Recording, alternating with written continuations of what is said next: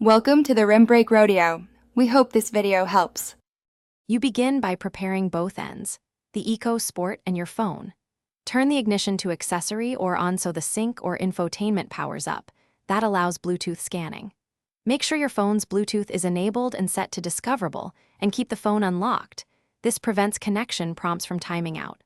Once done, on the car screen choose the phone or Bluetooth menu to start pairing. This kicks off device discovery and moves you to the next detailed steps. Now you carry out the core pairing. On the sync screen, tap phone or Bluetooth, then add Bluetooth device. The system scans and shows available devices. Select your phone by name.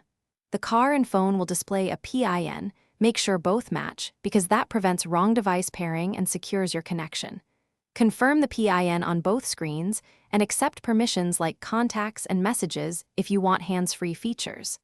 After confirmation, the devices exchange profiles and finalize the connection. Finish by verifying the connection. Your phone should show connected and the car should enable phone and media profiles.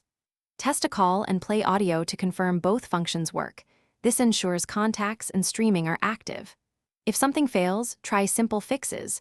Restart the phone, remove any old pairings from both phone and sync, and then repair. Make sure sync firmware is up to date, because outdated software often breaks Bluetooth stability. If problems persist, a dealer can run. Thanks for watching. Consider subscribing if we helped you.